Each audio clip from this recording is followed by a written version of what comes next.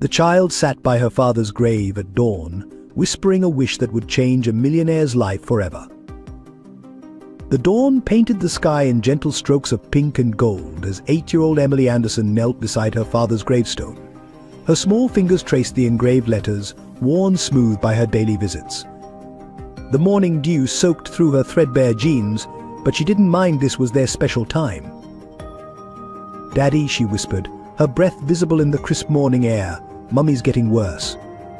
The hospital bills, her voice cracked as she placed a crumpled newspaper earned dollar bill beneath a small rock.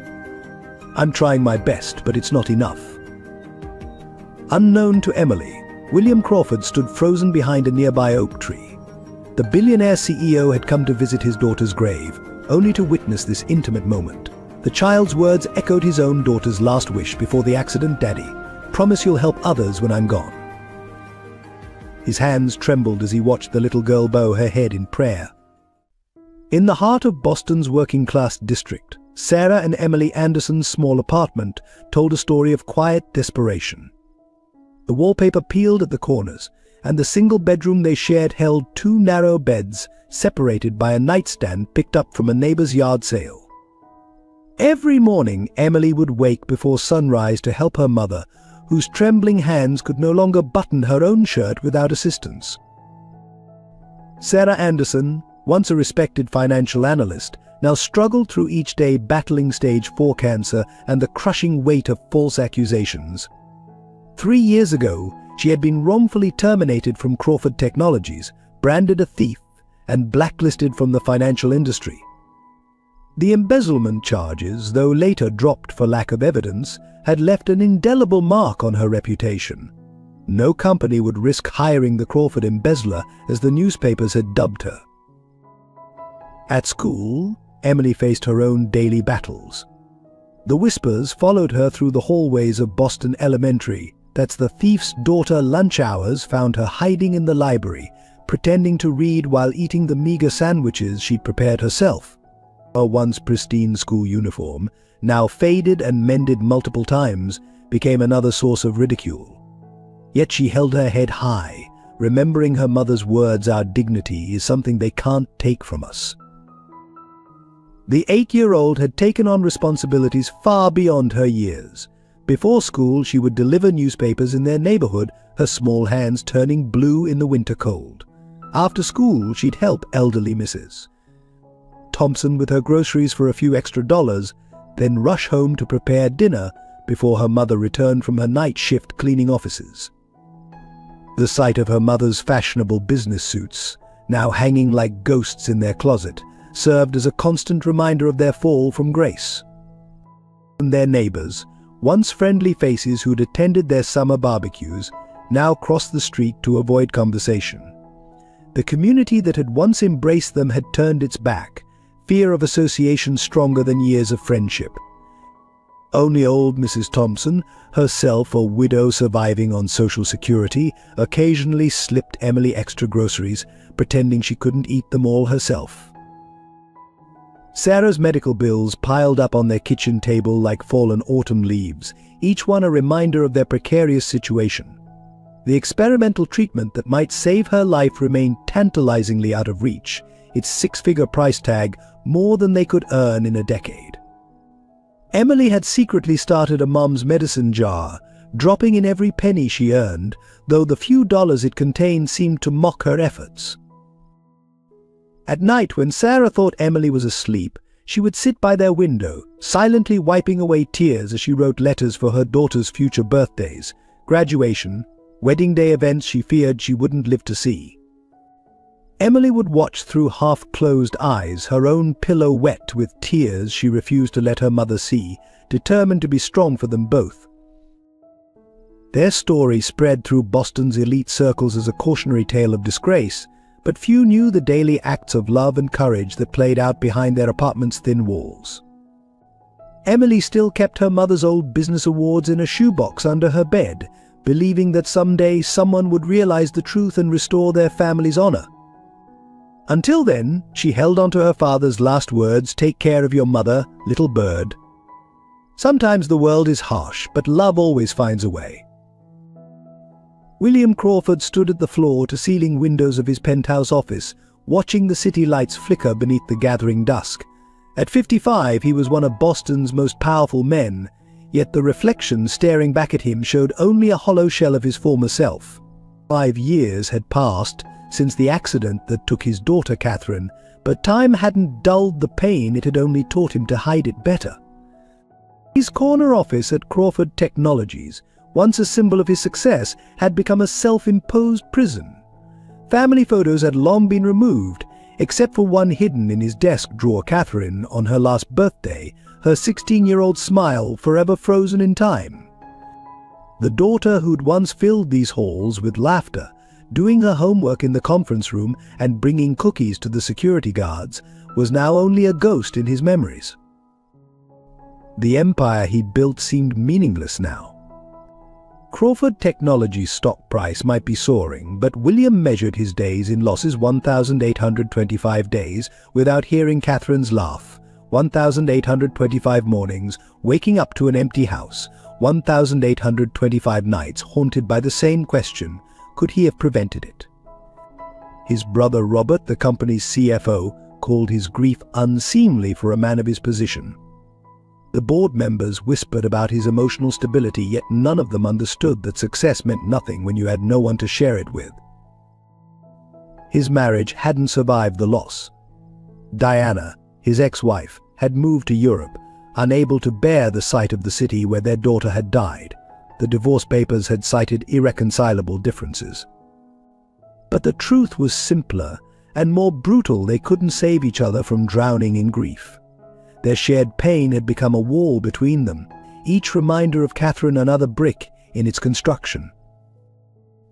The recent corporate downsizing had been Robert's idea, streamlining operations, he'd called it. William had signed the termination papers without reading them, trusting his brother's judgment while lost in his own fog of grief. Now, those decisions were coming back to haunt him. Each night he found himself scanning through personnel files, faces and names blurring together, wondering how many lives he'd carelessly impacted. His massive Tudor mansion in Beacon Hill stood as empty as his heart, its rooms cleaned by staff he rarely saw, meals prepared by chefs he never thanked. The only room he couldn't bear to enter was Catherine's, preserved exactly as she'd left it, that fatal morning math homework unfinished on the desk, college brochures scattered across the bed, and her diary lying innocently on the nightstand, its secrets still unread. The corporate world saw William Crawford as a titan of industry, a man who'd built a technology empire from the ground up. Forbes called him Boston's digital king, but alone in his office, long after his employees had gone home, he was just a father who couldn't save his daughter. The charity galas and board meetings that filled his calendar were poor substitutes for family dinners and weekend movies with Catherine. His brother Robert kept pushing him to move on, to consider retirement and let younger blood take the reins. But William knew the truth: work was all he had left. Without it, he'd have to face the silence, the emptiness, and the weight of all his regrets. So he buried himself in acquisitions and mergers, using corporate success to mask personal failure, all while Catherine's last words echoed in his dreams: "Promise you'll help others when I'm gone, Daddy." That promise, still unfulfilled, was the heaviest burden he carried. The threads connecting the Andersons and the Crawfords ran deeper than anyone knew. 3 years ago, Sarah Anderson had been more than just another employee at Crawford Technologies. She had been the whistleblower who discovered financial irregularities in the company's Asian division. Her meticulous reports, filed through proper channels, had never reached William Crawford's desk. Instead, they had landed in Robert Crawford's hands, triggering a chain of events that would destroy one family and unknowingly wound another. Robert had moved swiftly, orchestrating an elaborate scheme to discredit Sarah before she could expose his illegal activities. The evidence he fabricated was flawless doctored bank statements, forged signatures, and manufactured security footage showing Sarah accessing restricted areas after hours. The embezzlement charges against her had seemed ironclad, and the media had feasted on the story of a trusted employee betraying a grieving CEO. But there was another connection, one buried in Catherine Crawford's unread diary. 2 months before her death, Catherine had befriended a lonely girl at her volunteer program at the local library, Emily Anderson. The two had formed an unlikely bond, sharing stories and dreams among the dusty shelves. Catherine had written about the little girl whose mother worked at her father's company, whose determination to help her family had touched her heart. She'd even convinced her father to donate anonymously to the library's after-school program, ensuring Emily would always have a safe place to study. The day of Catherine's accident, she had been on her way to meet Emily at the library. The diary entry from that morning read, "Dad seems so lost lately. Maybe helping Emily's family could give him purpose again. I'm going to talk to him about it today." That conversation never happened, and the diary remained unopened in her room, its pages holding truths that could have changed everything. The community's reaction to Sarah's alleged crime had been swift and merciless.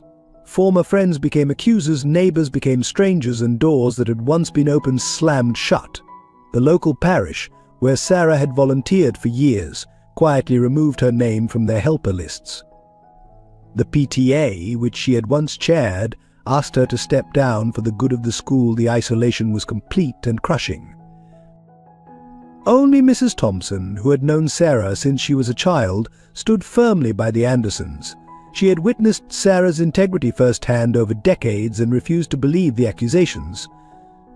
But in the face of overwhelming public opinion and media condemnation, her lone voice of support seemed to echo in a void. The elderly widow had watched helplessly as her young neighbors' lives unraveled, able to offer little more than sympathy and the occasional home-cooked meal. The truth of Sarah's innocence lay buried in encrypted files on Robert Crawford's private server, alongside evidence of his own extensive fraud. Each day he walked the corporate halls as a respected executive, while Sarah scrubbed those same floors at night, their paths crossing without recognition in the stark difference between day and night shifts. The irony was lost on no one except those who could have changed it. The morning Emily found her mother unconscious on the bathroom floor changed everything. Sarah's stockpile of generic pain medications lay scattered across the cold tiles, an empty bottle clutched in her lifeless hand. The sight burned itself into Emily's 8-year-old memory, her mother's usually neat hair splayed across the floor, her work uniform still crisp despite her crumpled form, and a tear-stained note that began, "My dearest Emily, please forgive me." The next hours passed in a blur of sirens, harsh hospital lights, and pitying glances from medical staff. Emily sat alone in the sterile waiting room, her small frame drowning in an adult-sized chair, clutching her mother's purse like a lifeline. The emergency room nurse had tried to contact their listed family members, only to be met with curt refusals and disconnected calls. "We don't associate with thieves," Emily heard one relative say through the phone's tinny speaker. When Sarah regained consciousness, the hospital's response was swift but cruel. Without insurance, and with outstanding bills from her cancer treatments, they could only hold her for the legally required 24 hours. The attending physician, Dr. Martinez, fought to extend her stay, arguing for psychiatric observation, but hospital administration remained unmoved.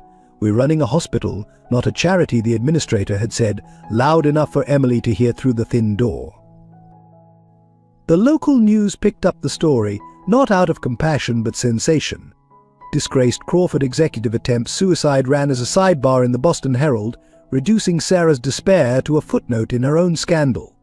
Online comments ranged from mockery to outright celebration, with some suggesting she should have finished the job to spare taxpayers the burden of her care. Emily, searching for information about her mother's condition, found these comments late at night on the library computer, each word a fresh wound to her young heart. School became impossible. News of Sarah's suicide attempt spread through the hallways like wildfire, transforming typical childhood teasing into something darker. Emily's teacher found her hiding in the supply closet during lunch, having retreated there after classmates left printouts of the news articles on her desk. The school counselor suggested she take some time off to process, a gentle euphemism for what amounted to forced isolation. Mrs. Thompson, their elderly neighbor, became their sole lifeline. She took Emily in during Sarah's brief hospital stay, her social security check stretched even thinner to feed an extra mouth. The old woman's arthritis gnarled hands prepared comfort food from her own childhood: meatloaf and mashed potatoes, chicken soup, with homemade noodles attempting to nourish not just Emily's body but her battered spirit. The hospital bills from the suicide attempt added another mountain to their existing financial avalanche. Sarah, still weak but driven by necessity, returned to work just 3 days later. Emily would watch her mother apply concealer to dark circles each morning, hands trembling as she pinned on her cleaning service name tag, the same hands that had once confidently presented financial projections in Crawford Technologies' boardroom. The final blow came when Child Protective Services arrived for a routine wellness check. The social worker, though kind, made it clear that Sarah's attempt and their financial situation had raised red flags. Emily listened from her bedroom as the woman discussed temporary placement options and the child's best interests, each phrase striking terror into her heart. That night, she made a decision that would change everything. She would leave school entirely to work full-time, consequences be damned. Sarah found Emily's withdrawal paperwork hidden under her mattress the next morning. The sight of her daughter's careful signature on the forms, clearly practiced to look adult, broke something in her that even the suicide attempt hadn't touched. She watched Emily sleeping, small hands still stained with newspaper ink from her morning route, and made her own decision. She would fight not just for herself but for the little girl who deserved so much more than a mother who tried to leave her behind. William Crawford's investigation began the morning after he overheard Emily's prayer, though he hadn't meant to start one at all. A simple background check on Sarah Anderson had cascaded into something far more disturbing. Sitting in his home office, surrounded by stacks of personnel files and financial reports, he felt the first stirrings of doubt about the empire he'd built. The official record painted Sarah Anderson as a skilled manipulator who had embezzled millions through a complex scheme of false accounts. Yet inconsistencies nagged at him. The timing of her termination coincided perfectly with a major audit of their Asian operations. The evidence had appeared almost too conveniently, and her spotless decade-long employment record contradicted the portrait of a master fraudster. His first red flag came from the company's internal security logs. The timestamps showing Sarah accessing restricted servers occurred while she was documented giving a presentation to the entire financial department. When he questioned his head of security about this discrepancy, the man grew nervous, eventually admitting that Robert Crawford had personally ordered those logs modified. Robert's reaction to William's subtle inquiries proved telling. Why dig up old scandals his brother had snapped during their weekly dinner? The woman's guilty. The matter's settled. But William noticed how Robert's hands shook as he reached for his wine glass, how his eyes darted away when questioned about specific details of the investigation. Digging deeper, William discovered that every person involved in Sarah's termination had been either promoted or given substantial bonuses in the months following her departure. The audit team that had discovered her alleged fraud had all moved to positions in Robert's division, their salaries nearly doubled. The pattern was too neat, too convenient. The most damning evidence came from Sarah's original reports, the ones that should have reached his desk but never did. Hidden in the company's archive servers, encrypted under multiple layers of security, William found detailed documentation of financial irregularities in their Asian operations. Every transaction she'd flagged matched perfectly with the mysterious shortfalls that had been puzzling their current auditors. Late one night, as William pieced together the real story, his brother's secretary appeared at his door. Agnes, who had served the company for 30 years, handed him a USB drive with trembling hands. "I should have done this years ago," she whispered. "But Mr. Robert." He threatened by grandson's college fund. The drive contained copies of emails between Robert and various conspirators, outlining their plan to destroy Sarah's credibility before she could expose their scheme. The truth hit William like a physical blow. While he had been lost in grief over Catherine, his own brother had orchestrated the destruction of an innocent woman's life. The same brother who had urged him to move on, who had handled all the unpleasant details of running the company, had been systematically looting it while framing others for his crimes. William's hands shook as he reviewed Sarah's current situation, a single mother battling cancer, working as a night cleaner in the very building where she'd once been a respected analyst. Her daughter, the same age Catherine had been when she first dreamed of helping others, selling newspapers before dawn to buy her mother's medications. The weight of his negligence, his failure to protect his employees while lost in personal grief, felt crushing. But it was the final piece of evidence that broke him completely. In a forgotten email thread, Robert discussed Emily Anderson. Specifically, the kid could be a problem. She's too smart, asks too many questions. Might need to arrange an accident if she starts digging. The casual cruelty of threatening a child, of plotting to silence a family completely, revealed a monster wearing his brother's face. William's first anonymous intervention came through the hospital. A private foundation newly created and registered in Delaware paid off all of Sarah's outstanding medical bills. The hospital administrator, who had been so cold, suddenly became remarkably accommodating, offering access to experimental treatments and private rooms. The foundation's paperwork, handled through layers of lawyers and trusts, was impeccable, leaving no trace back to William Crawford. Emily noticed the changes first. The aggressive collection calls stopped. Her mother's prescriptions, previously rationed like precious gems, were now filled without question. The same pharmacy that had once refused them credit now offered home delivery. When Sarah tried to inquire about the foundation, she hit wall after wall of polite but firm private bankers who would only say her case met their funding criteria. The community's reaction to this mysterious benefactor ranged from suspicious to hostile. Rumors spread that Sarah had found another mark, that she was blackmailing someone powerful. The local paper ran a snide piece questioning the convenient timing of this financial rescue, suggesting investigations into her alleged fraud should be reopened. Former friends who had abandoned them now returned, curious about the source of their apparent salvation. William watched from afar as his intervention rippled through their lives. He arranged everything through intermediaries, each helper bound by strict confidentiality agreements. A scholarship foundation contacted Emily's school about their gifted student program, covering her educational expenses. An anonymous donor provided gift cards to local grocery stores. A medical transport service appeared to take Sarah to her treatments. But William's careful plans hit an unexpected obstacle: Sarah's pride. She refused several of the offered services, insisting on working despite her condition. Emily found her mother crying over the foundation's letters late one night, torn between desperate need and fear of accepting help that might be withdrawn as suddenly as it appeared. "We've learned the hard way, haven't we, sweetheart?" Sarah had whispered, holding Emily close. "If something seems too good to be true." The neighborhood watched this drama unfold with mixed reactions. Mrs. Thompson alone seemed genuinely relieved, though she harbored suspicions about the benefactor's identity.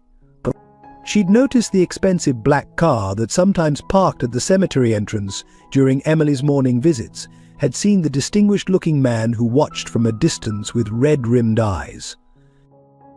Sarah's cancer treatments began showing promising results, but each piece of good news came with a shadow of anxiety.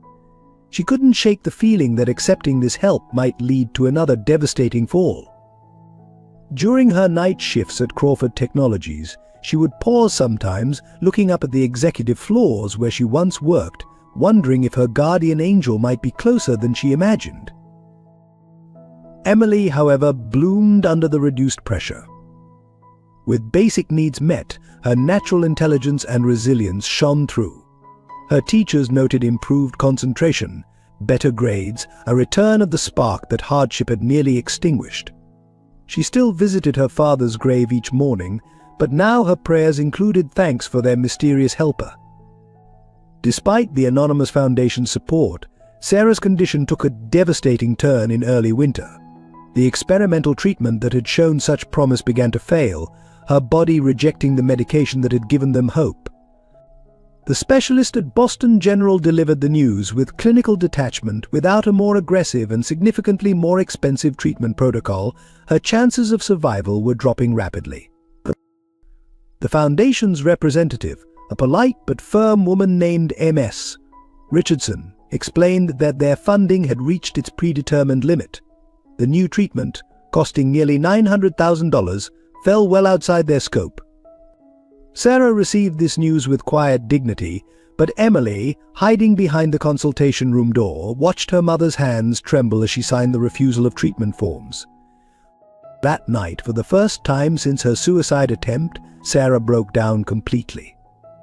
Emily found her in Catherine's old room at Crawford Technologies, where she was cleaning, surrounded by knocked-over trash bins, clutching a framed photo she'd found in a desk drawer. The photo showed a younger, happier version of William Crawford with his daughter, the same girl who, unknown to them, had once been Emily's library friend. The rejection from the hospital's board was particularly cruel. Despite Dr. Martinez's passionate advocacy, they refused to proceed with the treatment without advance payment. "We're not in the business of providing charity care," the chief administrator stated during a board meeting, not realizing Emily was curled up beneath a waiting room chair, having sneaked in to plead her mother's case. "If we make an exception for her, where do we draw the line?" News of Sarah's declining health spread through the office building's night shift workers. Her colleagues, other cleaners, security guards, maintenance staff began collecting money among themselves.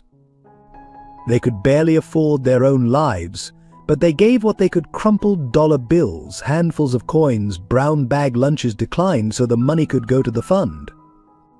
Their effort raised $127.43, a fortune in their world, but barely enough for one day's worth of Sarah's needed medication.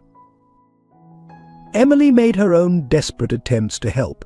She took on more paper routes, started cleaning houses after school, and even tried selling her belongings at a sidewalk sale that no one attended.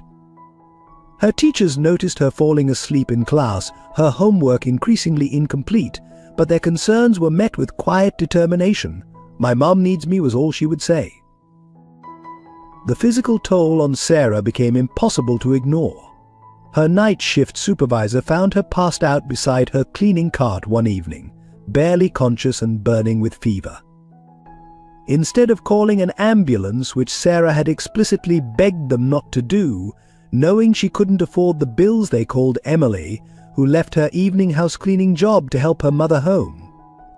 Local media, which had once vilified Sarah as a thief, now painted her as an object of pity. A local news station ran a feature story from corporate criminal to cleaning crew: the fall of Sarah Anderson. The piece, while seemingly sympathetic, subtly reinforced her guilt, suggesting her current situation was karmic justice for her alleged crimes. Emily smashed their home's only television after watching it. Mrs. Thompson, witnessing the family's desperation, made her own sacrifice. She tried to sell her wedding ring, her last valuable possession, to contribute to Sarah's treatment fund. When the pawn shop owner recognized her as the Anderson supporter, he offered a fraction of its worth, assuming her desperation. The elderly widow's tears of humiliation only added to Emily's growing sense that the world was irredeemably cruel. Sarah, between increasingly frequent hospital visits, began preparing Emily for the inevitable. She wrote letters for future birthdays, collected photos and mementos in carefully labeled boxes, and recorded videos on a borrowed smartphone. Each night she added to a journal filled with advice, recipes, and memories, a guidebook for the life she wouldn't be there to guide her daughter through. Emily pretended not to notice these preparations, but each night she would sneak into her mother's room just to watch her breathe. William Crawford faced the most challenging decision of his life in his mahogany-paneled office, staring at two documents before him. On the left, A contract to sell Crawford Technologies to a multinational corporation, a deal worth billions that would give him the personal funds to save Sarah Anderson. On the right, evidence of his brother's crimes, enough to destroy Robert but potentially tank the company's stock and eliminate any chance of funding Sarah's treatment. Robert had sensed his brother's investigation and moved aggressively to counter it. That morning, he'd called an emergency board meeting, presenting a motion to force William into early retirement, citing emotional instability and erratic business decisions. The board, concerned about recent anonymous donations cutting into profits, seemed receptive. The same members who had once praised William's leadership now avoided his eyes, their loyalty swaying with the promise of profitable change. The potential buyers, Global Tech Solutions, had made their conditions clear. Any scandal or significant management changes before the sale would void their offer. William knew that exposing Robert's crimes would torpedo the deal, but staying silent meant allowing his brother to continue destroying lives. The weight of Sarah's declining health pressed against his conscience, while Catherine's last wish echoed in his mind, "Promise you'll help others, Daddy." His ex-wife Diana, hearing of his dilemma, called from Paris for the first time in years. "You couldn't save our daughter," she reminded him, her voice crackling with static and old pain. "Don't destroy yourself trying to save everyone else." Her words, meant to dissuade him, only strengthened his resolve. He'd failed one daughter, he wouldn't fail another. The company's legal team, sensing trouble, presented him with a gag order regarding Sarah's case. They argued that any admission of wrongdoing in her termination could open the company to massive lawsuits. Think of the shareholders, they urged, as if stock prices outweighed human lives. William thought instead of Emily selling papers in the snow to buy her mother medicine. Robert's threat came next, delivered over an expensive bottle of wine at their mother's house. "If you pursue this," he said quietly, "I'll ensure everyone knows how your grief over Catherine made you miss the signs of corporate theft. Your negligence enabled everything Sarah Anderson did." The lie was crafted to wound, targeting William's deepest guilt about his years of emotional absence. The corporate machine William had built was turning against him. Board members who had attended Catherine's funeral, who had sent flowers and condolences, now whispered about his unhealthy obsession with Sarah's case. They suggested grief counseling, medical leave, anything to remove him from the equation before he could disrupt their profitable status quo. His decision was complicated by the discovery that several board members were unknowingly involved in Robert's schemes. Exposing his brother would likely lead to their arrests as well, destroying families who were genuinely ignorant of the fraud they'd been drawn into. The ripple effects would impact thousands of employees who depended on Crawford Technologies for their livelihoods. In a cruel twist, Sarah's condition had become public enough to affect company stock. Shareholders worried about potential liability if she died, fearing her story might prompt investigations into other terminations. The same people who had condemned her now saw her survival as necessary for their financial interests, but not enough to actually help her. William found himself standing in the hospital parking lot late one night, watching Sarah slowly make her way to her cleaning shift, her body bent with pain but her head still held high. The security cameras caught him nearly approaching her several times, only to turn away, torn between the desperate need to apologize and the knowledge that his help, tainted by years of negligence, might not be welcome. The truth emerged in the most unexpected way. While clearing out Catherine's room, a task he'd postponed for 5 years, William found a worn library card tucked inside her diary. The discovery led him to the Boston Public Library, where an elderly librarian remembered Catherine and her young friend, a little girl named Emily Anderson, who still came to study there. The diary's pages revealed a connection that shattered William's world. Catherine had written extensively about Emily, describing their afternoon conversations among the bookshelves. "She reminds me of me," one entry read, "but she's so much stronger. While I complain about Dad working late, she's working herself to help her mom. I wish Dad could meet her, maybe helping them would help heal his heart too." The final entry, dated the day of the accident, struck him like a physical blow. Meeting Emily at the library today? Mom says Sarah Anderson got fired from Dad's company last week. EM's devastated. There must be some mistake. Dad would never let something like this happen if he knew the truth. I'll talk to him tonight. That conversation never happened. Catherine had died en route to meet Emily, carrying a folder of evidence she'd gathered about Sarah's case.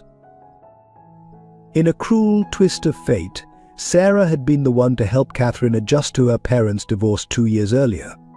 During lunch breaks, she'd noticed the teenager sitting alone in the company courtyard and had started sharing her homemade cookies, offering a sympathetic ear.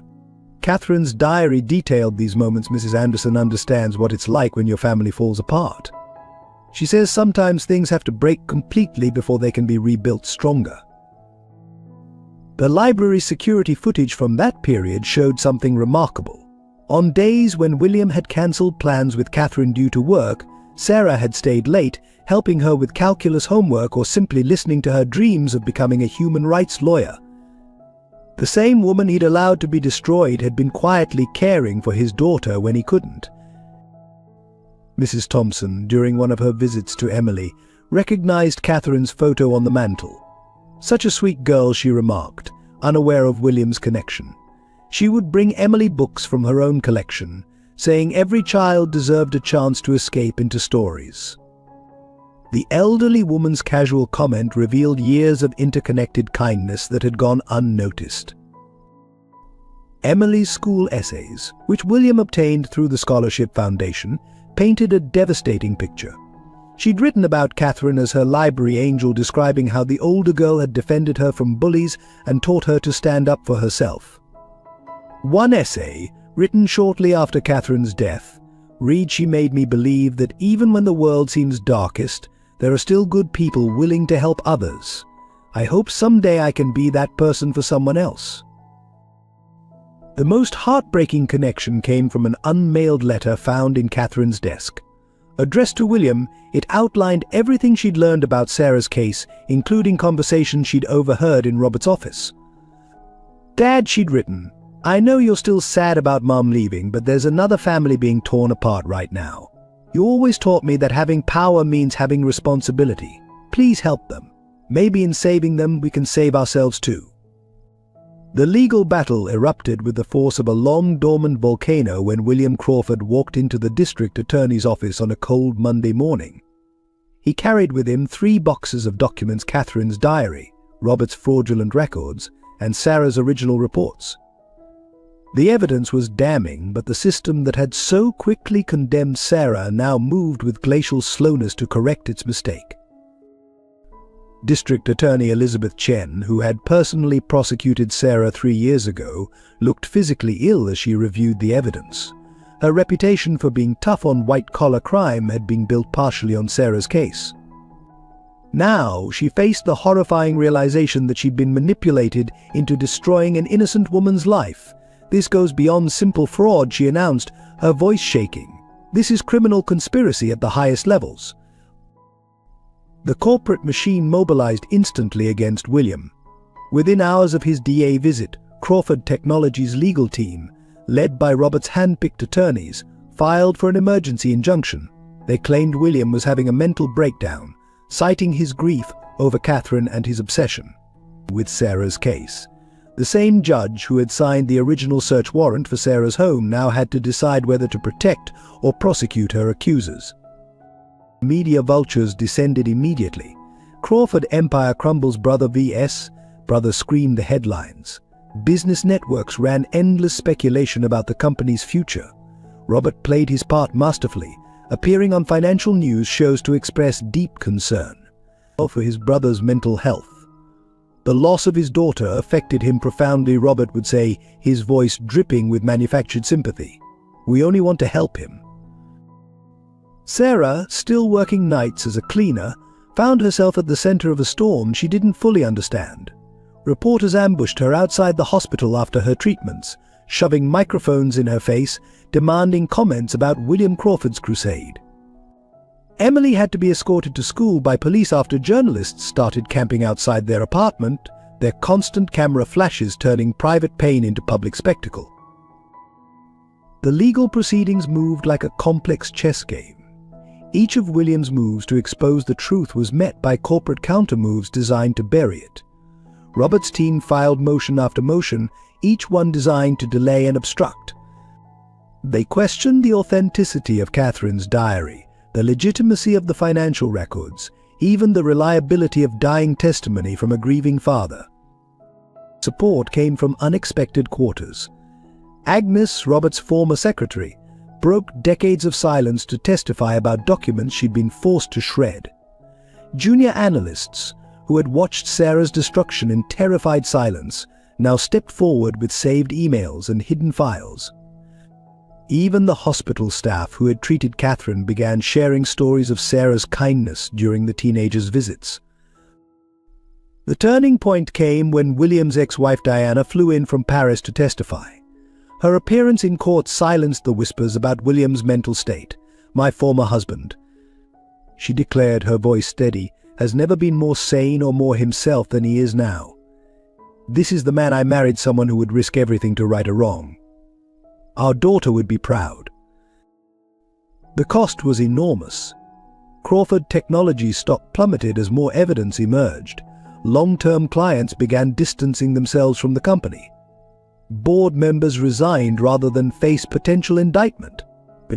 The charitable foundation William had created to help Sarah now faced scrutiny, with Robert's team arguing it was proof of manipulation rather than restitution. But the most painful battles happened outside the courtroom. Emily, trying to protect her weakening mother from stress, took on the role of family spokesperson. The sight of a 9-year-old girl standing on courthouse steps, calmly answering hostile questions about her mother's character, moved even the most hardened reporters. "My mom taught me that truth always comes out," she would say, her small voice carrying an adult's wisdom. Sometimes it just needs help to find its way. As the legal battle raged in the courts, profound changes were taking place in the lives of everyone involved. William Crawford, once known for his imposing corporate presence, underwent the most visible transformation. He sold his Beacon Hill mansion, moved into a modest apartment near the courthouse, and began personally attending Sarah's medical appointments, though always maintaining a respectful distance. The once powerful CEO started carrying a worn copy of Catherine's diary everywhere, reading it during court recesses. People who had known him for decades barely recognized the man who now spoke softly but firmly about corporate responsibility and human dignity. His former board members watched in disbelief as he liquidated his personal assets to fund both the legal battle and Sarah's continuing treatment, saying simply, "Some things matter more than money." Sarah's transformation was more subtle but equally profound. As evidence of her innocence mounted, her spine straightened, her voice grew stronger. She began keeping a journal of her own, documenting everything for Emily's future. "I want her to know," she wrote, "that sometimes justice comes late, but it comes during her chemotherapy sessions." She started counseling other patients, her own struggle giving her words deep authenticity.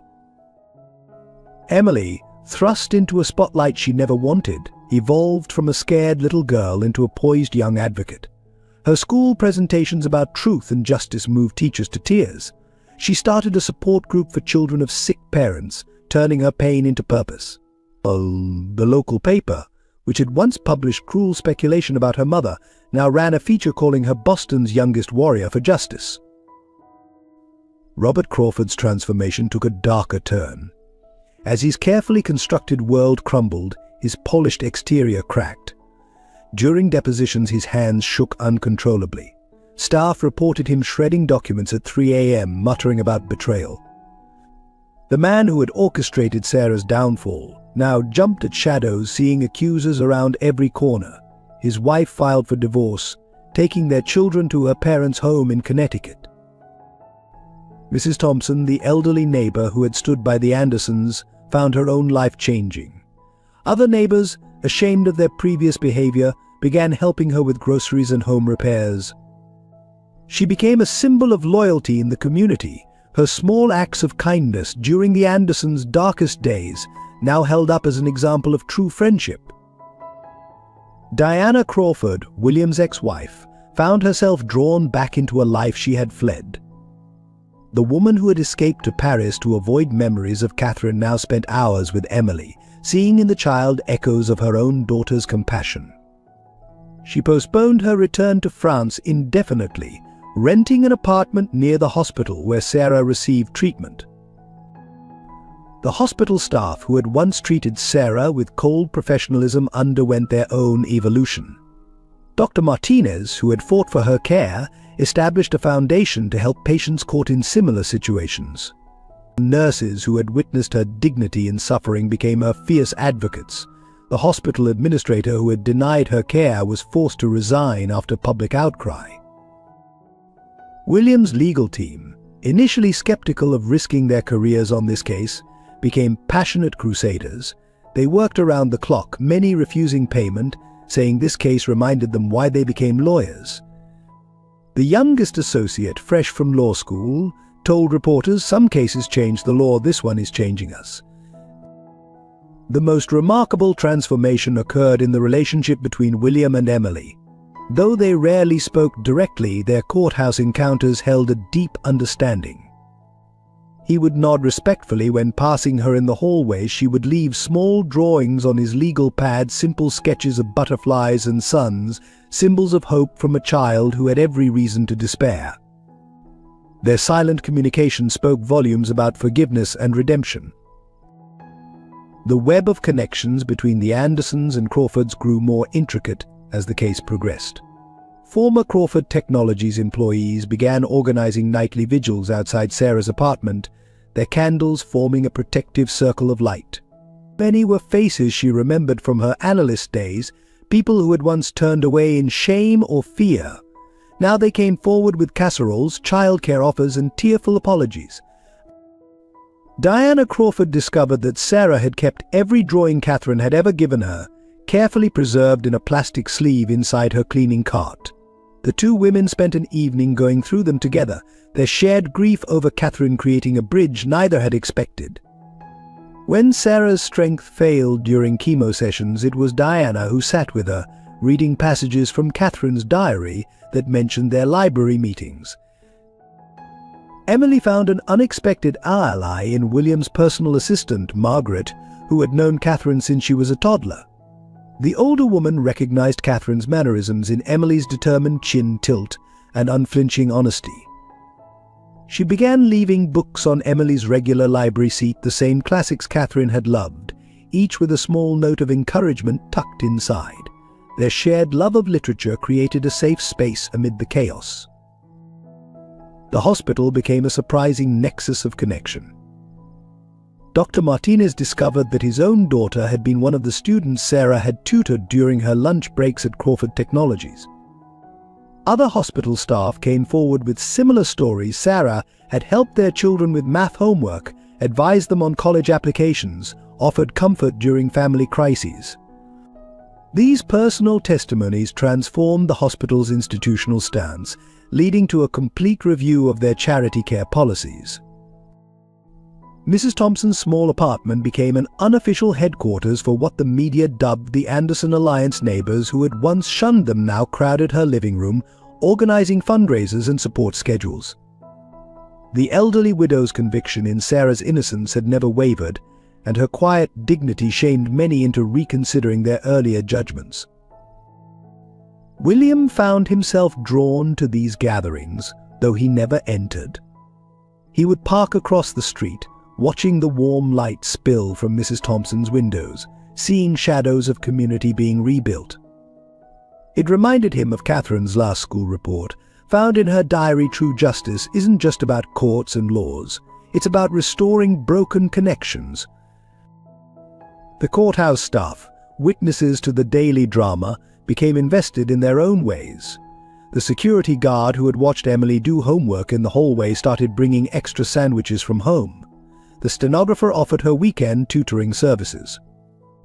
The janitor, an immigrant who barely spoke English, left origami cranes on Emily's usual bench, a symbol of hope and healing from his culture. Local businesses, initially hesitant to be associated with the controversy, began taking sides. The coffee shop where Sarah had worked as a barista during college put up a tip jar for her treatment fund. The bookstore where Catherine and Emily had spent countless hours created a scholarship program in their names.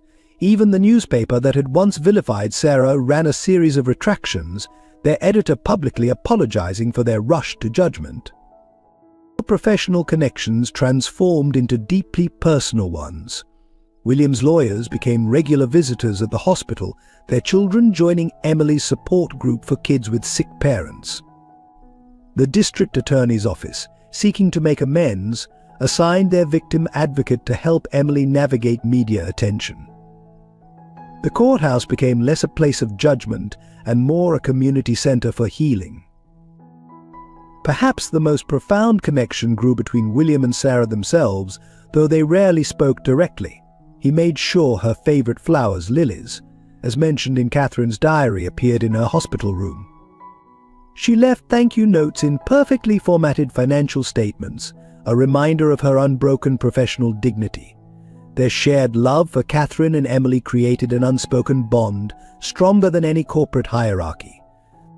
The confrontation that would change everything happened during a rainy shareholders' meeting at Crawford Technologies headquarters. William had called for an emergency session, and the boardroom was packed with tense executives, angry investors, and a carefully selected group of witnesses. Robert sat at the far end of the mahogany table, his usual confident smirk replaced by barely concealed anxiety. "Before we begin," William announced, standing at the head of the table, "I'd like to introduce some special guests." The double doors opened, and in walked Sarah Anderson, supported by Emily and Diana. The room erupted in whispers and gasps. Robert half rose from his chair, his face draining of color. Behind them came Agnes, Robert's former secretary, clutching a thick manila envelope, and Dr. Martinez, carrying Sarah's medical records. William's voice cut through the chaos 3 years ago. A crime was committed in this room.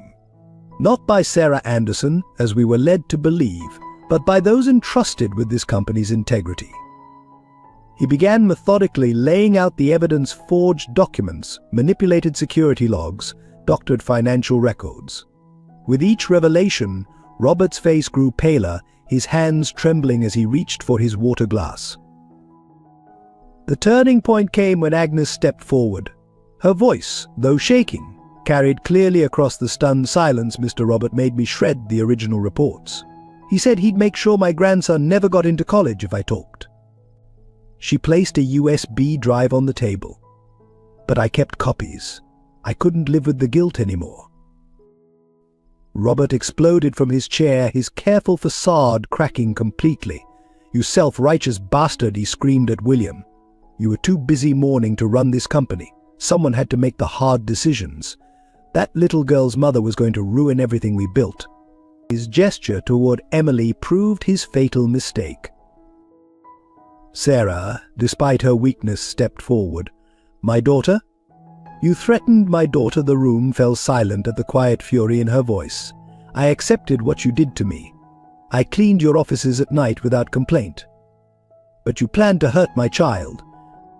The corporate titan who had destroyed her life seemed to shrink before her maternal rage. The shareholders watched in stunned silence as Robert, cornered by the evidence, began to unravel. He accused William of mental instability, claimed Catherine's death had driven him to paranoid delusions, even suggested Diana was manipulating him for revenge. Each desperate lie was met with documentation proving the opposite. Then Emily, who had been quietly observing, walked to the center of the room. She pulled Catherine's diary from her backpack and began to read. April 15th. "Uncle Robert was so angry today. He told his assistant to take care of the Anderson problem no matter what it took. I have to tell Dad, but he's so sad lately. I'll tell him tomorrow after I meet Emily at the library." The room grew deathly quiet as everyone realized these were Catherine's last written words. Robert lunged for the diary, but William was faster. The brothers grappled briefly, years of resentment and betrayal exploding into physical violence.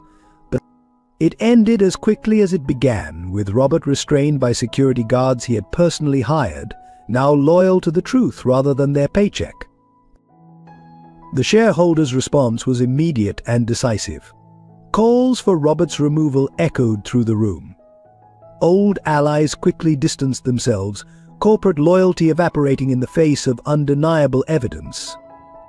The board members who had supported Robert's attempts to force William's retirement now sat in shameful silence. But the final blow came from an unexpected source. Diana stepped forward, her Parisian elegance a stark contrast to the corporate chaos. "You killed our daughter, Robert," she said quietly.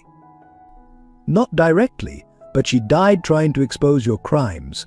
She died fighting for justice, just like she always wanted." Her words, delivered with devastating calm, transformed the corporate takedown into something far more personal and profound. And in the aftermath of the confrontation, William Crawford faced the most difficult decision of his life.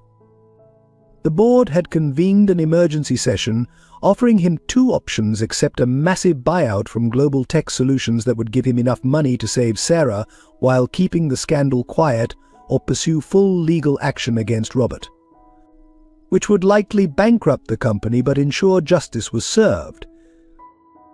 Sarah's condition had deteriorated rapidly during the shareholders' meeting. Dr. Martinez pulled William aside in the boardroom corridor, his expression grave. "She has weeks, maybe days, without the new treatment protocol. The stress of today hasn't helped." The doctor's words echoed in William's mind as he stared at the contract before him. One signature could save her life, but at what cost to justice? Emily found him in Catherine's old office later that night, surrounded by medical bills and legal documents. She walked straight to Catherine's photo on the wall and spoke without turning. "Mum says sometimes doing the right thing hurts more than doing the easy thing." Her small voice carried the weight of someone who had learned this lesson too young. "But she also says the hurt doesn't last forever." The company's employees complicated his decision. Hundreds gathered outside his office, their futures hanging in the balance. Single parents, people with mortgages, workers who had spent decades building careers at Crawford Technologies, all would be affected by his choice. Their anxious faces pressed against him like a physical weight. Diana offered her own perspective during a quiet dinner in his apartment. "When Catherine died," she said, picking at her untouched food, "we had all the money in the world, but it meant nothing. Maybe this time doing the right thing means more than having the right amount." She placed her hand over his, their first intimate contact in years. The choice crystallized when Robert's final act of desperation came to light. His lawyers offered a deal: they would release funds for Sarah's treatment if William agreed to a joint statement claiming the entire investigation had been a misunderstanding.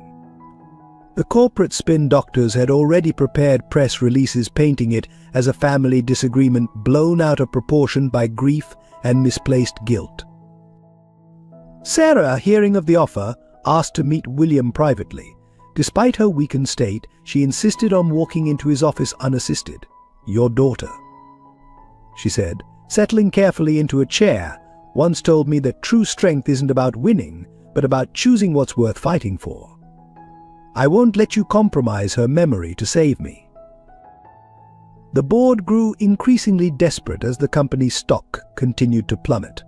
They presented William with reports showing the ripple effects of a bankruptcy: pension funds wiped out, small investors ruined, local businesses dependent on Crawford Technologies forced to close. Each potential consequence felt like a weight around his neck. William spent a night in Catherine's untouched room, reading and rereading her diary.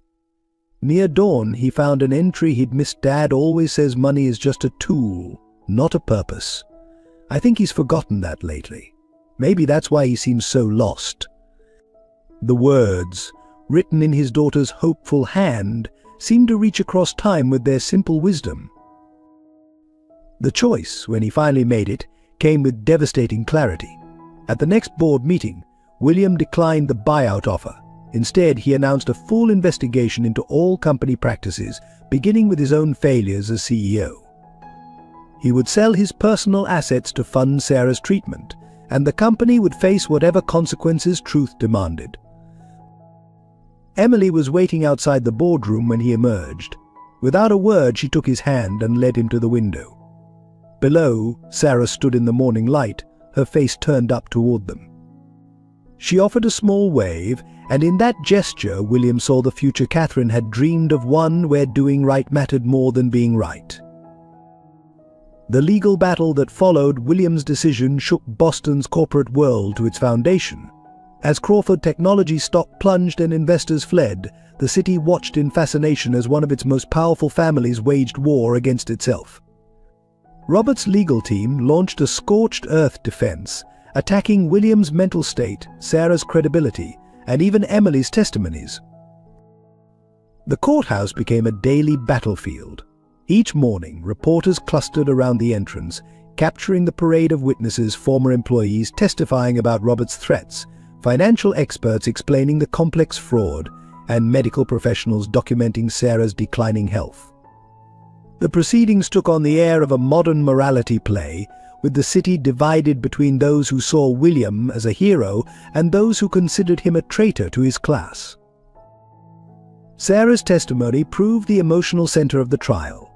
Despite her weakened condition, she insisted on walking to the witness stand unassisted. For 6 hours, she detailed the systematic destruction of her life, the false accusations, the blacklisting, the nights cleaning the offices where she'd once been a respected analyst.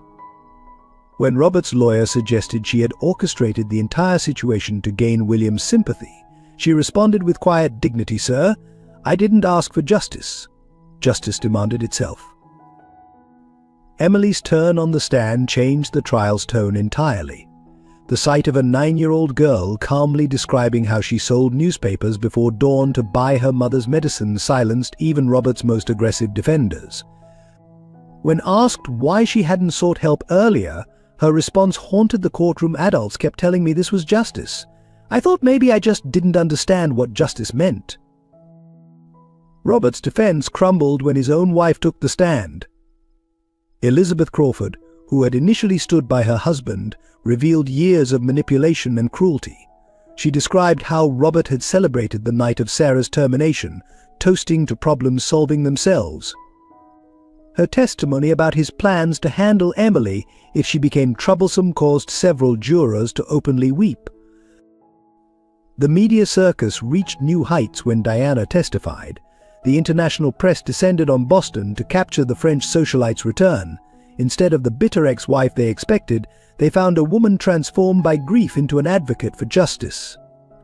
Her testimony about Catherine's last days, her friendship with Emily, and her determination to honor her daughter's memory turned public opinion decisively against Robert. William's testimony lasted 3 days. He shouldered his own guilt openly, acknowledging how his grief-stricken neglect had allowed Robert's crimes to flourish. "I failed Sarah Anderson," he admitted. "I failed my daughter. I failed every employee who trusted me to protect them." This trial isn't about redemption, it's about finally doing what's right. The prosecution's final piece of evidence proved devastating. Catherine's complete diary, read aloud in court. Her detailed observations of Robert's schemes, interwoven with her hopes for Emily's future and her father's healing, left no doubt about the truth. The last entry, written hours before her death, became the trial's emotional crescendo. If we don't stand up for people like Emily and her mom, then all our success means nothing. Mrs. Thompson provided the trial's most unexpected testimony. The elderly widow shuffled to the stand and proceeded to demolish Robert's character with devastating precision. She recalled conversations she'd overheard while cleaning his office at night, detailing his plot against Sarah with the clear memory of someone who had waited years to speak truth to power. The verdict, when it came, felt almost anticlimactic. Robert Crawford was found guilty on all counts: fraud, conspiracy, witness tampering, and criminal threatening. The judge, noting the particular cruelty of his actions toward a sick mother and her child, imposed the maximum sentence. As he was led away in handcuffs, Robert turned to his brother and spat out his final betrayal. She was never worth all this. Catherine would be alive if she hadn't been playing hero. Victory in court came with a devastating price tag. Crawford Technologies, once a titan of Boston's business world, began to crumble. The stock price plummeted to historic lows, triggering a cascade of layoffs that affected thousands of employees. William watched helplessly as the company he'd built over 30 years imploded under the weight of truth. The personal cost proved even more severe. William's reputation in the business community, once sterling, lay in tatters. Former friends and associates crossed the street to avoid him. Country club memberships were quietly revoked. Board positions at other companies disappeared overnight. The same corporate elite who had once sought his advice now whispered that he had betrayed his own class, choosing emotional sentimentality over business pragmatism. The media's attention turned predatory. Reporters dug into every aspect of William's past, searching for other potential scandals. They camped outside his apartment, photographed him visiting Catherine's grave, and speculated endlessly about his relationship with Sarah. Even his most innocent actions were twisted into tabloid fodder, grieving billionaire's guilt-driven crusade and Crawford's costly redemption business empire sacrificed for former employee. Sarah's medical treatment, funded by William's rapidly dwindling personal assets, became another source of public scrutiny. Conservative business publications suggested she had manipulated him, using her illness to extract revenge.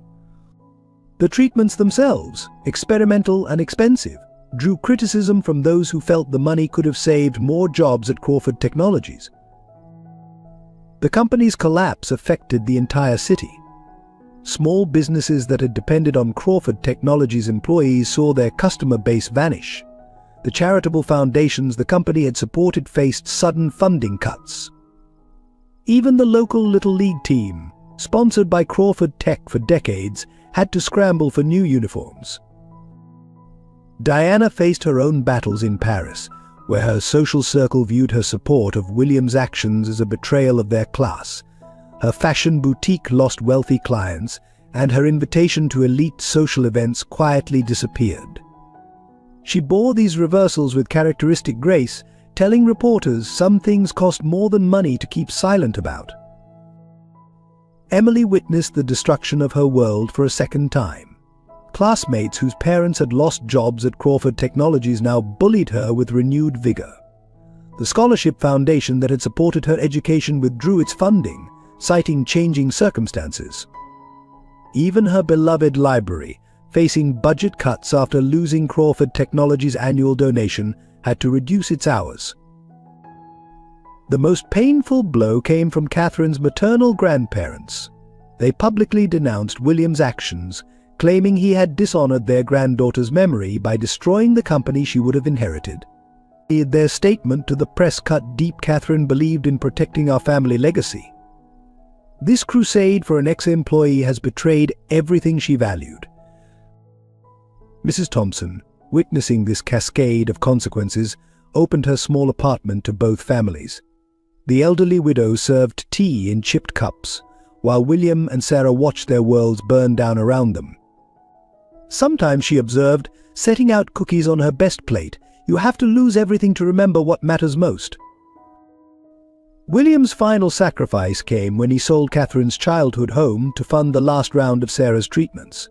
The house had been his last tangible connection to his daughter's life, every room filled with memories of her growing up. As he walked through it one last time, touching walls that had once echoed with her laughter, he found a note she'd hidden in her favorite reading nook. Dad, remember what you always told me, doing the right thing isn't supposed to be easy. That's why so few people do it. Sarah's battle with her principles proved as challenging as her fight against cancer. When the hospital offered her priority treatment in exchange for signing a statement supporting a softer narrative about Crawford Technologies, she refused despite her deteriorating health. I won't let them rewrite the truth, she told Emily, her voice weak but determined. Your father taught you about integrity, and I won't let his last lesson to you be about compromise.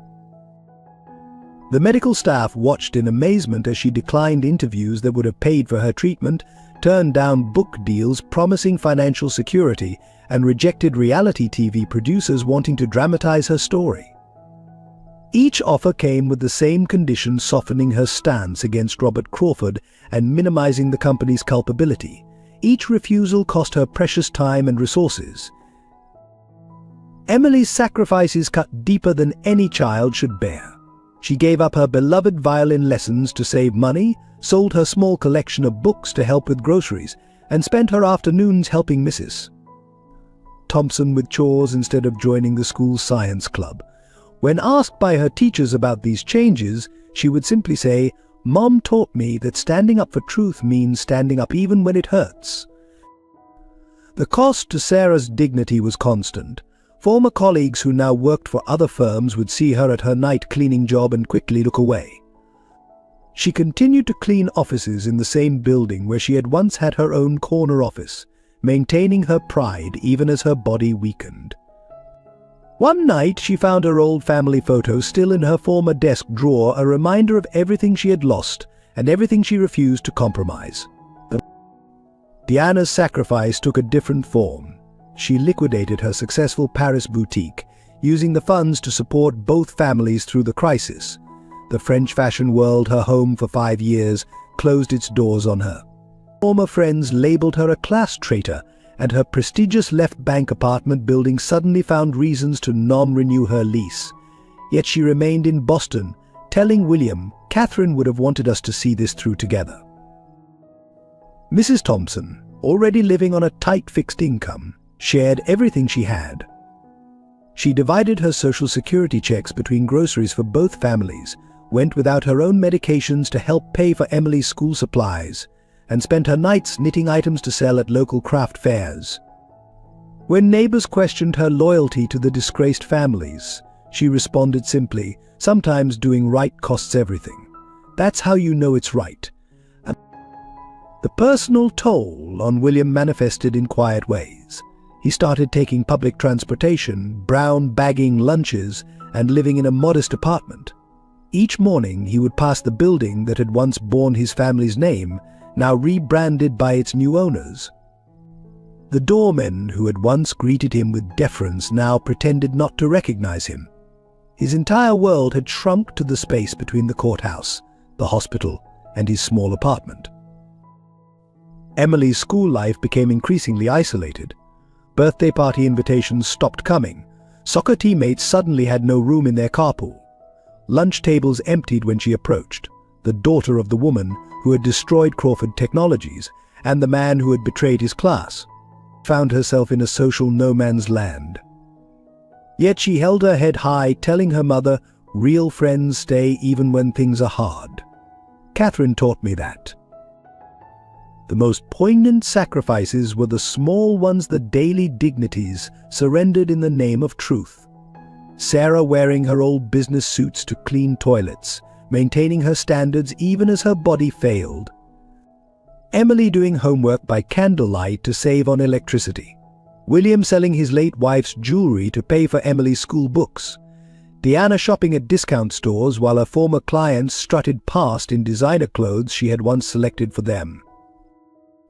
These quiet sacrifices went largely unnoticed by the world, but they bound the unlikely family together in ways that wealth and status never could. As Mrs. Thompson observed while serving them dinner on mismatched plates, "Sometimes you have to lose the life you planned to find the life you were meant to live." The darkest period came during a bitter Boston winter when everything seemed to falter at once. Sarah's treatments began failing, their effectiveness diminishing even as the costs mounted. The doctors spoke in hushed tones about making her comfortable, words that echoed through hospital corridors like a death knell. Emily overheard these conversations from her usual hiding spot behind the nurse's station, her small hands clutching her mother's worn appointment book. William faced his own demons in the pre-dawn hours, sitting in Catherine's emptied room, surrounded by the ghostly outlines where her furniture had once stood. The house's sale was final, and the new owners wanted him out by month's end. Each night he found himself talking to Catherine's memory, questioning every decision, wondering if the cost of truth had been too high. The silence that answered him grew heavier with each passing night. The isolation reached its peak during the holiday season. The annual Crawford family Christmas party, once a highlight of Boston's social calendar, now proceeded without them. Through the restaurant windows, William and Diana watched their former friends and family celebrate, their exclusion made more painful by the warmth and light they could see but not share. Emily, passing by with her mother's medications, pressed her small hand against the cold glass, leaving a print like a tiny star. Sarah's darkest moment came not from her illness but from a chance encounter in the hospital. A former Crawford Technologies employee, now unemployed due to the company's downsizing, recognized her in the chemotherapy ward. The woman's husband had also lost his job in the collapse, and their insurance had been terminated. "Are you happy now?" she hissed at Sarah.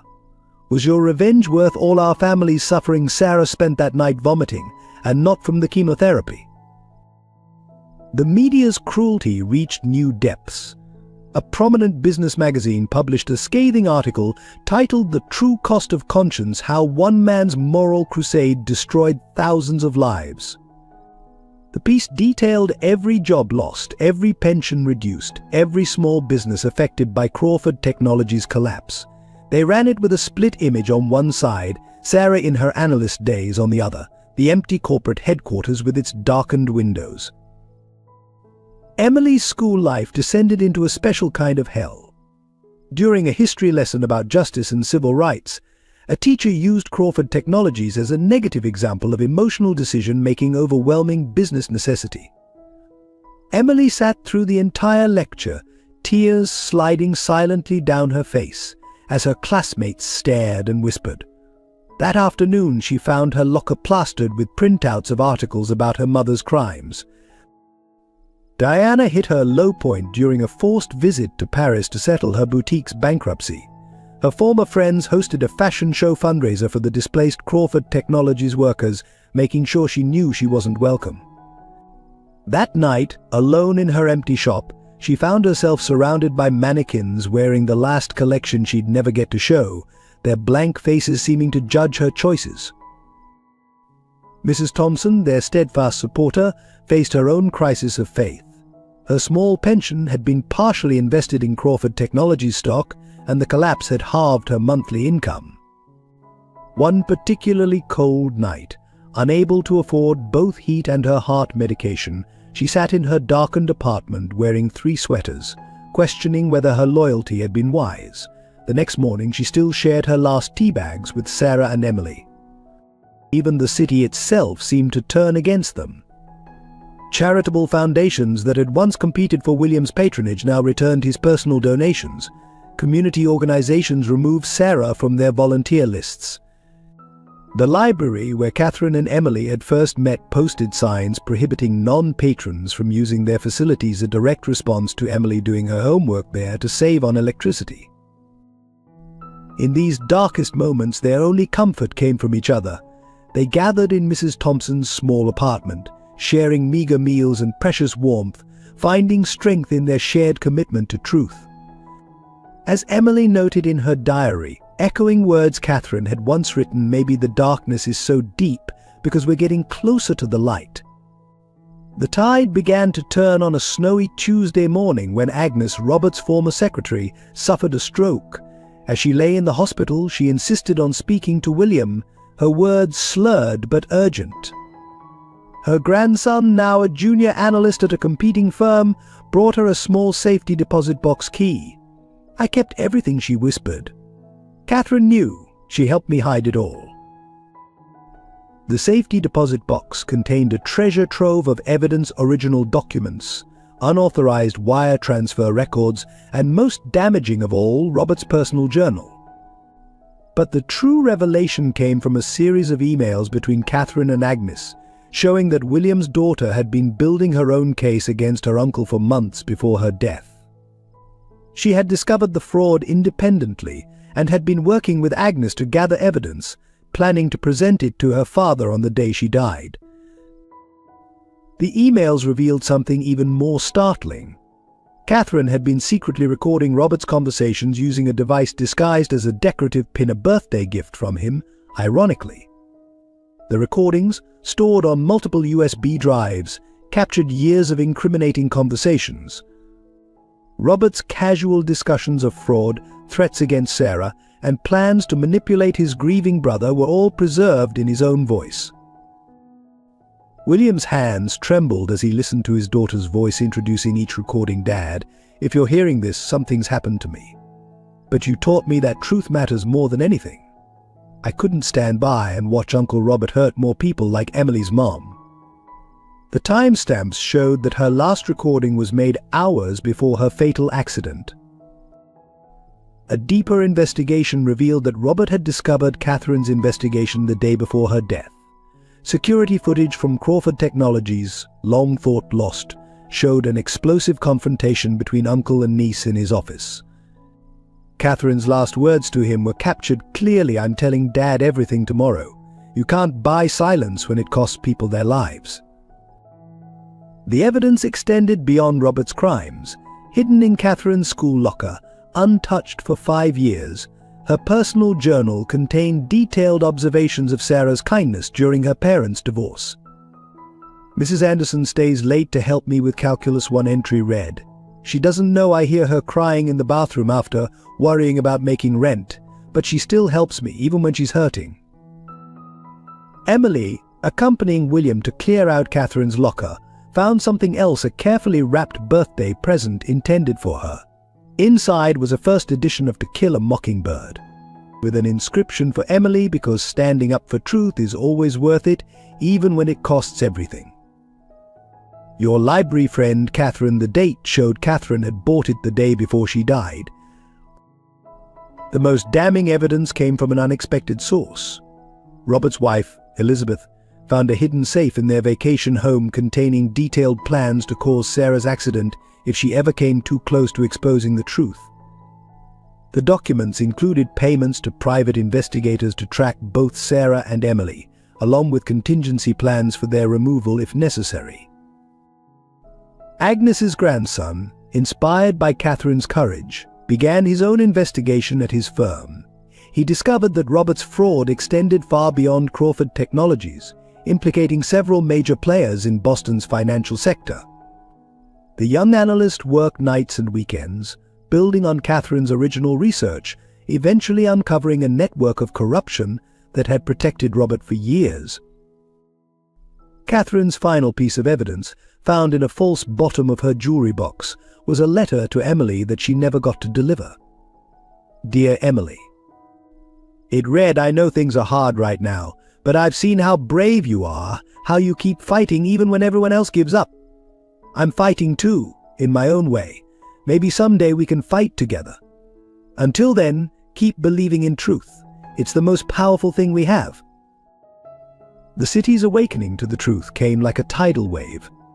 The Boston Globe ran a front page exposed titled "The True Heroes of Crawford Technologies: A Daughter's Sacrifice, A Father's Redemption." The story, featuring Catherine's photographs alongside Emily's, drew parallels between two girls who chose truth over comfort, justice over security. The public response was immediate and overwhelming. Former employees who had blamed Sarah for their job losses now held candlelight vigils outside her hospital room. They carried signs reading, "We're sorry and truth matters more than money." Many shared their own stories of Robert's intimidation, creating a tapestry of testimony that validated Catherine's findings. The sight of hundreds of candles illuminating the hospital windows became a nightly reminder of community redemption. The professional rehabilitation began with the Massachusetts Bar Association launching a formal review of Sarah's case. Legal experts who had once condemned her now praised her integrity. The state's top law firms, recognizing the precedent-setting nature of the case, offered pro bono services to help restore her professional licenses and clear her name. The same courts that had rushed to judgment now worked overtime to expedite her exoneration. Boston's business community underwent its own transformation. Companies that had blacklisted Sarah started receiving pressure from their boards to make amends. Job offers poured in, each more generous than the last, though Sarah was too ill to consider them. The Boston Business Council, which had revoked her membership, now created an annual ethics award in her name, with Emily invited to present the inaugural honor. The media's mea culpa was particularly striking. Journalists who had vilified Sarah now wrote glowing profiles of her dignity under pressure. Television stations that had portrayed William as a business traitor now hailed him as a corporate reformer. A Pulitzer-winning reporter spent months documenting Catherine's investigation, producing a powerful series titled The Price of Truth: How a Teenager's Courage Changed Corporate America. Local institutions rushed to make amends. The private school that had pressured Emily to leave now offered her a full scholarship through graduation. The library created a special reading room in Catherine's name, featuring books about justice and corporate responsibility. Even the country clubs that had revoked William's membership now quietly reached out, their invitations met with polite declinations. The hospital administration underwent a complete overhaul.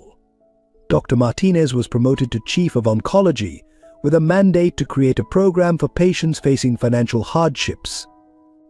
The same administrator who had tried to discharge Sarah now found himself explaining his actions to the board of directors.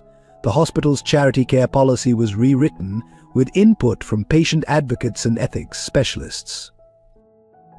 Emily's classmates, many children of former Crawford Technologies employees, began to see her differently. The truth about their parents' job losses, that Robert's fraud, not Sarah's honesty, had caused the company's collapse, changed their perspective. Soon Emily found herself surrounded by supporters, though she never forgot who her true friends had been during the darker days. The most profound recognition came from Boston's legal community. The district attorney's office, acknowledging their rush to judgment in Sarah's original case, established new protocols for corporate fraud investigations. The judge who had signed the original search warrant for Sarah's home now taught ethics seminars, using the case as a cautionary tale about the importance of due diligence. Diana's vindication came in the form of international recognition. French media, initially hostile, now portrayed her as a modern-day hero, sacrificing privilege for principle. Fashion magazines that had blacklisted her now featured profiles celebrating her integrity. Her former boutique space was transformed into a non-profit center for corporate ethics education, funded by recovering Crawford Technologies shareholders. The healing began in quiet moments, away from public recognition and media attention. It started one evening in Sarah's hospital room, where William finally found the courage to sit beside her bed. Without words, he reached for her hand, the same hand that had once comforted his daughter during her parents' divorce. Sarah's grip, though weakened by illness, held the strength of understanding. Diana and Emily forged their own connection through Catherine's memory. They spent afternoons in the hospital garden, Diana sharing stories of Catherine's childhood while Emily told tales of their library friendship. Together, they created a memorial garden outside the hospital, planting Catherine's favorite flowers, bright yellow daffodils that would bloom each spring, a symbol of hope and renewal. Mrs. Thompson's small apartment became the heart of their healing. Sunday dinners became a tradition, with Diana cooking French recipes, William bringing dessert from the local bakery, and Emily reading aloud from Catherine's diary. These gatherings, humble in their simplicity, held more warmth than any Crawford family function had ever managed. Sarah attended when her strength allowed, propped up on Mrs. Thompson's faded couch, her presence a quiet reminder of why truth mattered. The former Crawford Technologies employees found their way to forgiveness through action. They created a support network, helping each other find new jobs, sharing resources, and rebuilding their community. Many discovered that the company's collapse had freed them to pursue long-delayed dreams. They began including Sarah and Emily in their gatherings, understanding now that truth-tellers protect rather than destroy communities. William and Diana's relationship transformed into something neither expected, not a rekindling of romance, but a deep friendship forged in shared grief and redemption. They could finally speak of Catherine without pain overwhelming them, finding comfort in how their daughter's courage had changed so many lives. Their weekly visits to her grave became moments of peace rather than sorrow. Emily's reconciliation with her peers happened gradually. The same classmates who had shunned her now sought her help with ethical dilemmas, valuing her hard-won wisdom. She started a school club focused on corporate responsibility, naming it Catherine's Legacy. The meetings, held in the library where she and Catherine had first met, drew students eager to understand how small choices shape larger truths. The hospital staff, from janitors to specialists, became part of their extended family. Dr. Martinez brought his children to Emily's birthday party. Nurses stopped by Mrs. Thompson's apartment with homemade casseroles. The night shift workers who had helped Sarah during her cleaning days now visited during their breaks, sharing coffee and quiet conversation. Sarah found peace in unexpected ways. Despite her illness, she began mentoring young professionals through a program she created from her hospital bed. Ethics in Action connected experienced whistleblowers with corporate employees facing moral dilemmas.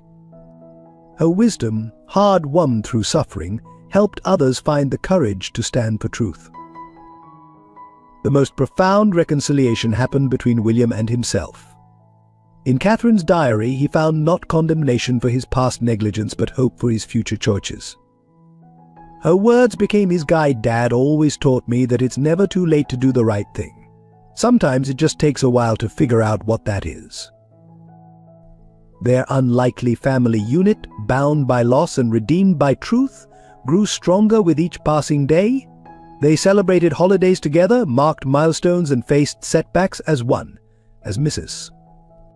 Thompson observed while watching them share a meal in her modest dining room. "Sometimes the families we choose heal the wounds the families we're born in to create." The resolution came not with a bang, but with a series of quiet victories.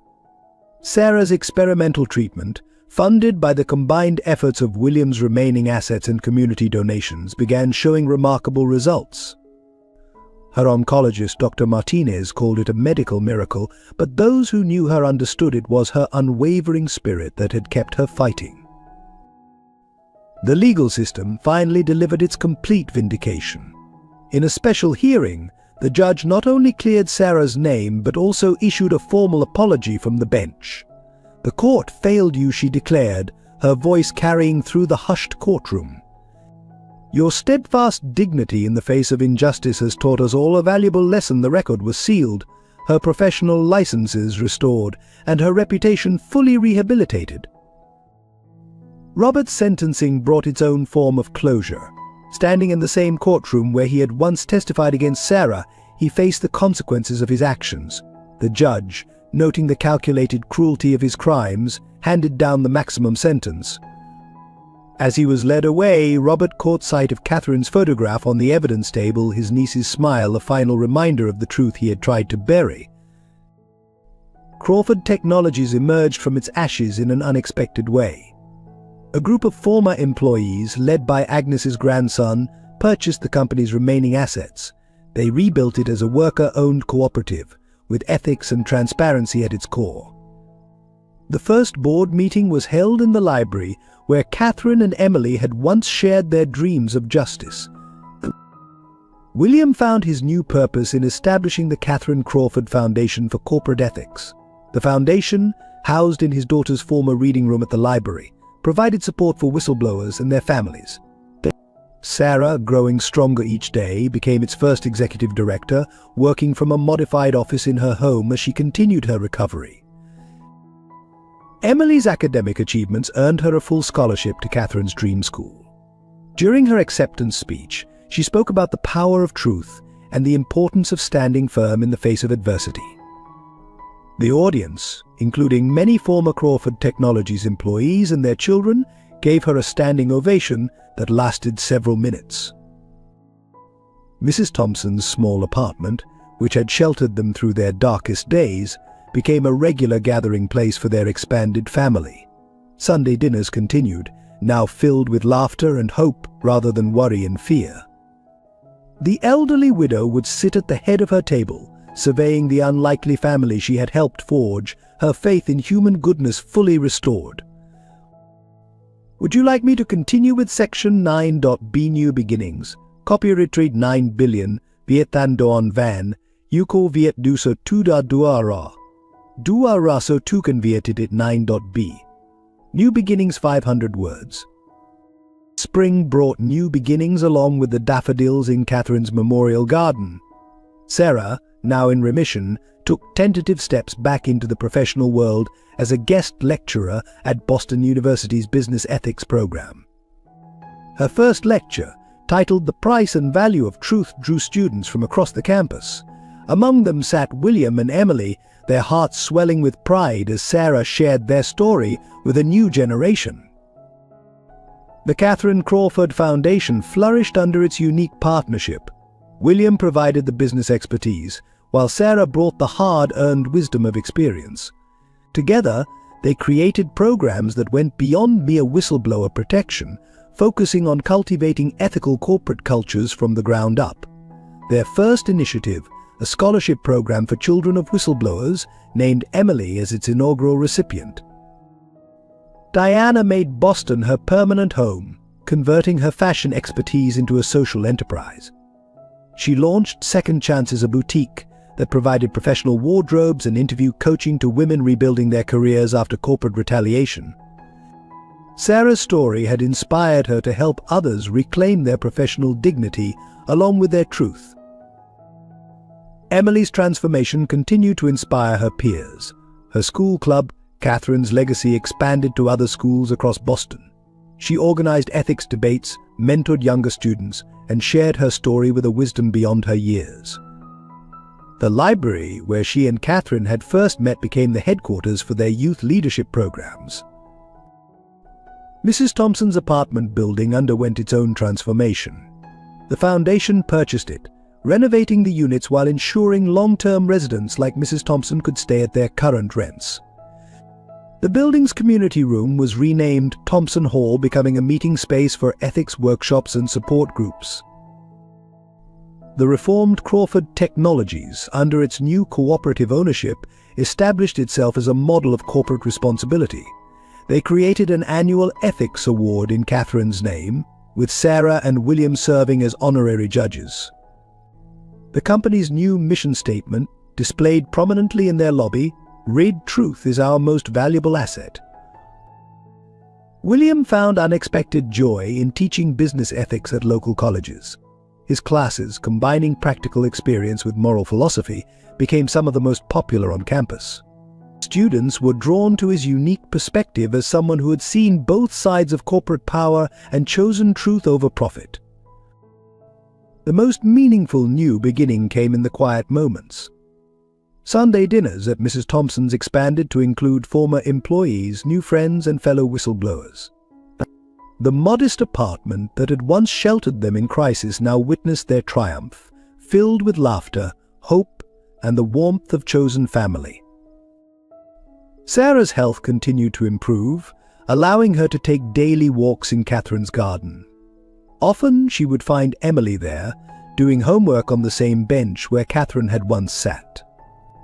These moments of peaceful connection, mother and daughter surrounded by blooming flowers and butterflies, became their daily reminder that truth, though costly, brings its own rewards. The story of the Andersons and Crawfords became more than a tale of corporate scandal and redemption. It evolved into a lesson about the transformative power of truth and the unexpected ways healing can occur. Their journey proved that justice, though sometimes delayed, arrives in its own time, carried forward by the courage of those who refuse to surrender their integrity. Emily captured this essence in her college application essay. Years later, truth isn't just about facts and evidence. It's about the courage to stand firm when everything around you crumbles. My mother taught me that dignity can't be taken, only surrendered. Catherine showed me that one person's courage can change countless lives, and William proved that it's never too late to choose right over easy. Sarah's recovery became a symbol of resilience in the face of seemingly insurmountable odds. Her regular speaking engagements at business schools across the country carried a simple but powerful message: the cost of truth may seem too high in the moment, but the cost of silence compounds interest on your soul forever. Students would sit spellbound as she described cleaning the offices where she had once been an executive, maintaining her dignity even when all seemed lost.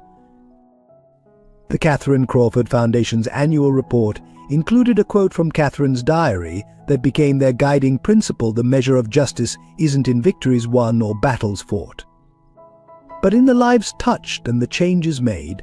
Sometimes the smallest act of courage creates ripples that change the entire ocean. These words, written by a teenager who saw injustice and refused to look away, continue to inspire new generations of truth-tellers. William's transformation from corporate titan to ethical guardian offered its own lesson. His journey from grief-stricken father to champion of justice demonstrated that redemption comes not from grand gestures but from daily choices to stand for what's right. As he often told his students, success isn't measured by what you gain, but by what you refuse to lose: your integrity, your compassion, your courage to stand for truth.